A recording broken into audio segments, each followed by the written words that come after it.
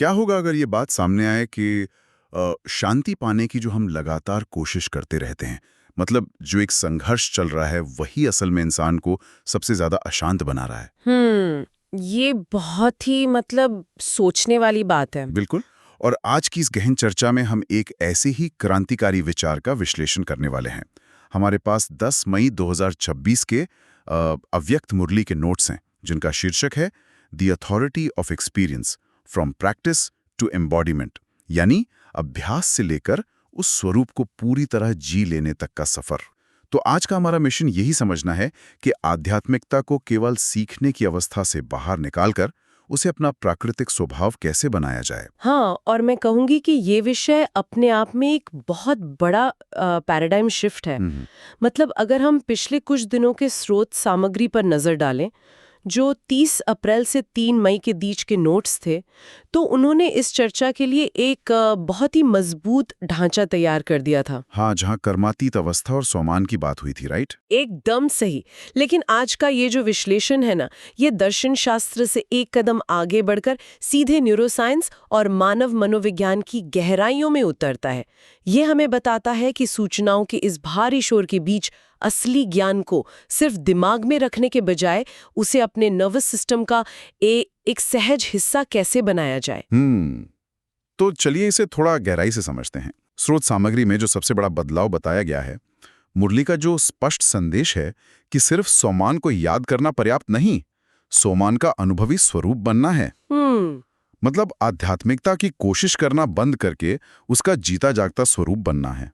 अगर मैं इसे एक रोजमर्रा के उदाहरण से समझूं, तो ये बिल्कुल वैसा ही है जैसे जब कोई पहली बार गाड़ी चलाना सीखता है। हाँ, वो स्टीयरिंग को बहुत जोर से पकड़ता है। बिल्कुल। उस समय उसका पूरा ध्यान क्लच, ब्रेक और गियर पर होता है। दिमाग बहुत ज्यादा ऊर्जा खर्च कर रहा होता है क्योंकि वो गाड़ी चलाने की कोशिश कर रहा है। लेकिन कुछ महीनों बाद वो प्रक्रिया इतनी स्वाभाविक हो जाती है कि व्यक्ति बिना सोचे गियर बदल लेता है। तो क्या आध्यात्मिकता में भी ठीक इसी तरह की मसल मेमोरी विकसित करने की बात हो रही है? एकदम सटीक उदाहरण है ये। और इसी मसल मेमोरी को अगर हम न्यूरोलॉजी के नज़रिए से देखें, तो मुरली का एक बहुत ही गहरा वाक्य सामने आता है। उसमें कहा गया है, जहां मोहब्बत होती है वहां मेहनत नहीं होती। अरे वाह, सुनने में तो ये काफी काव्यात्मक लगता है। हाँ, लगता है, लेकिन इसके पीछे मानव मस्तिष्क की कार्यप्रणाली का पूरा विज्ञान छिपा हुआ है। देखिए, वैज्ञानिक दृष्टिकोण से जब भी किसी काम को करने में बहुत ज्यादा मेहनत या भारीपन महसूस होता है, तो इसका सीधा सा मतलब है कि वह पहचान या वह विचार अभी तक मस्तिष्क में पूरी तरह से इंटीग्रेट नहीं हुआ है। मतलब न्यूरल पाथवे अभी ऑटोमेटेड नहीं हुए हैं। बिल्कुल। जब इंसान ये कहता है कि मैं शांति महसूस करने की बहुत कोशिश कर रहा हूँ, तो इसका मतलब है कि वो पहचान अभी केवल बौद्धिक स्तर पर है, वो उसका स्वरूप नहीं बना है। ये एक बहुत ही अहम बिंदु है, क्योंकि कोई इंसान ये नहीं कह सकता कि मैं अपना नाम याद रखने की बहुत कोशिश कर रहा हूँ। हाँ, ये तो बहुत अजीब लगेगा, है ना? नाम की वो पहचान तो हमारे नर्वस सिस्टम में इतनी गहराई से इंस्टॉल हो चुकी है कि उसे याद करने के लिए कोई ऊर्जा खर्च नहीं करनी पड़ती। तो ये स्रोत भी यही कह रहा है कि आत्मा की या शांत स्वरूप की पहचान भी इतनी ही स्वाभाविक होनी चाहिए। यही कारण है कि स्रोत सामग्री हमें एक नए कंसेप्ट की ओर ले जाती है, जिसे अनुभव की अथॉरिटी या अथॉरिटी ऑफ एक्सपीरियंस कहा गया है। मुरली सिखाती है कि सबसे बड़ी अथॉरिटी अनुभव की अथॉरिटी है। लेकिन एक मिनट, अथॉरिटी शब्द से तो ऐसा लगता है जैसे किसी पर हुक्म चलाना या बहुत ज्ञानी बन जाना। नहीं नहीं, यहाँ अथॉरिटी का मतलब वो बिल्कुल नहीं है। अनुभव की अथॉरिटी का सीधा सा मतलब है कि जब किसी इंसान का पूरा नर्वस सिस्टम, उसकी कोशिकाएं, उसके विचार एक ही आध्यात्मिक लय में आ जाए। और इस अवस्था को हासिल करने के लिए स्रोत ने 4 मुख्य विषयों का एक ढांचा दिया है: ज्ञान, योग, धारणा और सेवा। इन 4 विषयों पर थोड़ा रुक कर विचार करना जरूरी है, क्योंकि आमतौर पर जब समाज में योग या धारणा की बात होती है, तो दिमाग में एक छवि बनती है कि किसी शांत कमरे में अकेले बैठकर ध्यान लगाना है या मंच से बहुत अच्छा ज्ञान देना ही आध्यात्मिकता का चरम है। ये अनुभव की अथॉरिटी उससे अलग कैसे है? यही वो जगह है जहां सबसे ज्यादा भ्रांतियां पैदा होती हैं। स्रोत स्पष्ट करता है कि असली बदलाव बाहरी कर्मकांडों में नहीं है। सबसे पहले ज्ञान को लेते हैं। यहाँ ज्ञान का मतलब सिर्फ बातें करना नहीं है, बल्कि ज्ञान का लाइट और माइट बनना है। लाइट और माइट मतलब निर्णयों में स्पष्टता। के अंदर इतनी रोशनी हो कि वो हर परिस्थिति के सही और गलत को तुरंत देख सकें। और माइट का मतलब है उस निर्णय पर टिके रहने की शक्ति। अच्छा, तो ये सिर्फ थ्योरी नहीं है, बल्कि एक प्रैक्टिकल टूल है। और फिर दूसरा विषय है योग। स्रोत कहता है कि योग सिर्फ अलग बैठकर ध्यान लगाना नहीं है, बल्कि कर्मेंद्रियों पर प्राकृतिक जीत है। ये कैसे काम करता है? इसे समझने के लिए हमें थोड़ा ब्रेन की संरचना को देखना होगा। हमारे मस्तिष्क में एक हिस्सा होता है एमिगडाला, जो डर या गुस्से की प्रतिक्रिया पैदा करता है, और दूसरा होता है प्रीफ्रंटल कॉर्टेक्स, जो संयम को नियंत्रित करता है। हाँ, जो लॉजिक और डिसीजन मेकिंग दिखता है। सही कहा। तो आम जीवन में जब कोई भड़काने वाली बात होती है, तो दिमाग तुरंत प्रतिक्रिया देना चाहता है। इंसान को खुद को रोकने के लिए भारी ऊर्जा लगानी पड़ती है। लेकिन योग की जो ये अनुभवी अवस्था है, उसमें इंसान का प्रीफ्रंटल कॉर्टेक्स इतना मजबूत हो जाता है कि वो सभी आवेगों को बिना किसी संघर्ष के संभाल लेता है। अरे वाह, मतलब भावनाओं को दबाना नहीं पड़ता, बल्कि नकारात्मक आवेग उठते ही नहीं है। एकदम सही। और यही विज्ञान तीसरे विषय धारणा से भी जुड़ा हुआ है। किसी भी सद्गुण को खुद पर थोपना धारणा नहीं है। अगर अंदर से बहुत गुस्सा आ रहा है, लेकिन बाहर से मुस्कुरा रहे हैं, तो वो धारणा नहीं है। तो फिर असली धारणा क्या है? धारणा का मतलब है कि सद्गुण आपकी स्वचालित भावनात्मक प्रतिक्रिया या ऑटोमेटिक इमोशनल रिस्पॉन्स बन जाएं। मान लीजिए आप ऑफिस में हैं और कोई आपका क्रेडिट लेने की कोशिश कर रहा है। सामान्य स्थिति में तो गुस्सा आएगा और शांत रहने के लिए खुद से लड़ना पड़ेगा। बिल्कुल। लेकिन धारणा की अवस्था में आपका नर्वस सिस्टम इस परिस्थिति को खतरे के रूप में देखता ही नहीं है।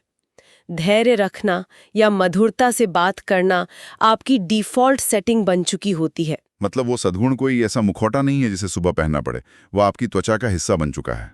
और जब ये तीनों ज्ञान, योग और धारणा इतने गहरे हो जाते हैं, तो जाहिर है इसका असर चौथे विषय यानी सेवा पर भी पड़ेगा। हाँ, और स्रोत में स्पष्ट लिखा है कि सेवा का अर्थ सिर्फ मंच से लेक्चर देना नहीं है, बल्कि आपकी हर बातचीत, हर इंटरैक्शन ऐसा हो जो सामने वाले की ऊर्जा का स्तर ऊंचा उठाए। किसी को उम्मीद देना भी तो सेवा है ना? बिल्कुल।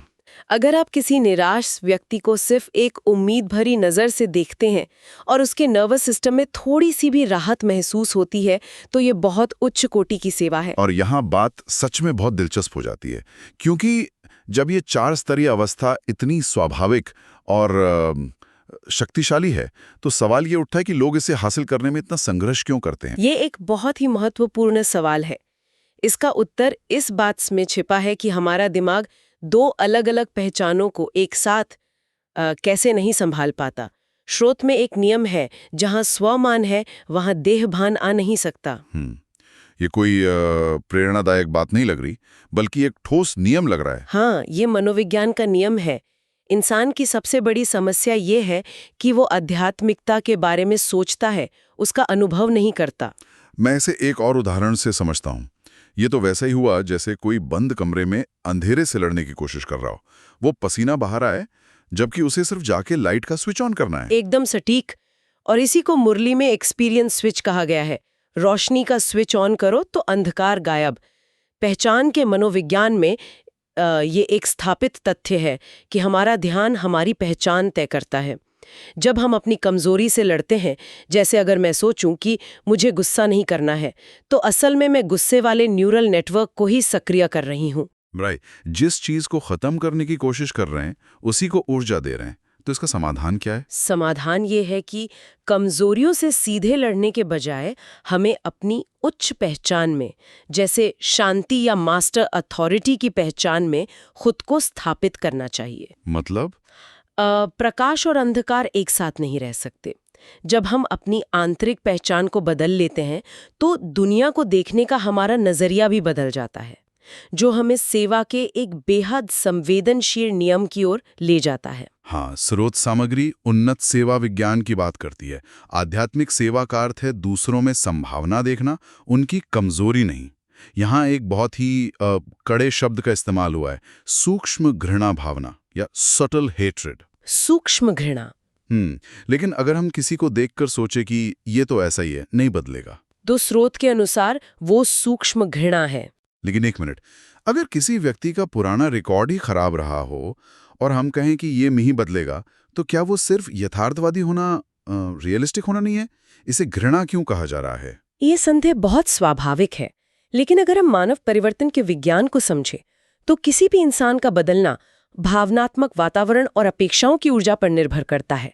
मनोविज्ञान में इसे पिग्मेलियन प्रभाव भी कहते हैं। अच्छा, मतलब हम मनी मन किसी पर ठप्पा लगा देते हैं तो हम वैज्ञानिक रूप से उनके परिवर्तन को मुश्किल बना रहे हैं। बिल्कुल।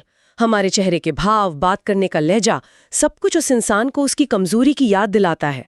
हम उसे वही बनने के लिए मजबूर कर रहे होते हैं जो हम उसके बारे में सोचते हैं। बाप रे, ये तो बहुत गहरी जिम्मेदारी है। मतलब दूसरों को और खुद को बदलने की ये पूरी प्रक्रिया केवल एक धीमा विचार नहीं है, और इसे जल्द से जल्द जीवन में उतारना इसलिए भी जरूरी है क्योंकि मुरली एक बहुत बड़ी चेतावनी देती है समय के अचानकपन की। हाँ, मुरली बार बार कहती है सब अचानक होना है। अंत समय में कोई तुरंत स्थिर नहीं हो सकता। क्योंकि नर्वस सिस्टम तो लंबे समय की कंडीशनिंग पे काम करता है ना? एकदम सही। बहुत समय का अभ्यास समय पर मदद देगा। जब तक अनुभव पूरा नहीं होता, इंसान संकट में हिल जाएगा। तो आखिर इस सब का हमारे लिए क्या मतलब है? मतलब रोजमर्रा की भागदौड़ में ऑफिस, घर, इन सब के बीच कोई इंसान इस अनुभवी आध्यात्मिकता के मॉडल को अपने जीवन में कैसे लागू कर सकता है? इसका एक बहुत ही शक्तिशाली और व्यावहारिक फॉर्मूला है। हमें बस हर घंटे खुद से एक सवाल पूछना है, क्या मैं स्वमान को केवल याद कर रहा हूं या मैं स्वमान के रूप में ही काम कर रहा हूं? मतलब स्मृति करने वाला नहीं, स्मृति स्वरूप होना है। हाँ, मान लीजिए आप किसी तनावपूर्ण मीटिंग में जा रहे हैं, तो दरवाजा खोलने से पहले ये मत सोचिए कि मुझे शांत रहना है। बस एक पल के लिए रुकिए और खुद से पूछिए, अगर मैं शांति का ही स्वरूप हूं तो मेरा शरीर इस वक्त कैसे खड़ा होगा? मेरे चेहरे के भाव कैसे होंगे? मतलब उस पहचान को शारीरिक और मानसिक रूप से ओढ़ लेना है। शांति को याद नहीं करना है, शांति बन जाना है। बिल्कुल। और जब आध्यात्मिकता इस तरह स्वचालित और पहचान आधारित हो जाती है, तभी असली योगी जीवन शुरू होता है। तो अगर हम आज की इस पूरी चर्चा का सारांश निकालें तो सबसे बड़ा सबक यही है कि आध्यात्मिकता को करना नहीं है, बनना है। ज्ञान सुनाने से नहीं, बल्कि ज्ञान स्वरूप बनने से असली परिवर्तन होता है। हाँ, एकदम सही कहा आपने। तो इस पूरी चर्चा को खत्म करने से पहले एक विचार है जो मुझे लगता है कि काफी सोचने पर मजबूर कर सकता है। अगर विज्ञान और अध्यात्म दोनों ये मानते हैं कि हमारी पूरी वास्तविकता सिर्फ इस बात पर निर्भर करती है कि हम अपने अंदर कौन सा न्यूरल नेटवर्क सक्रिय करते हैं, तो जरा सोचिए क्या होगा अगर दुनिया के लोग एक दिन अचानक अच्छा इंसान बनने की कोशिश करना छोड़ दें और बस अपने नर्वस सिस्टम को अपनी सर्वोच्च आध्यात्मिक पहचान के आधार पर काम करने दें। बिना किसी मेहनत के चलने वाला वो समाज कैसा दिखेगा? इस पर जरूर विचार कीजिएगा।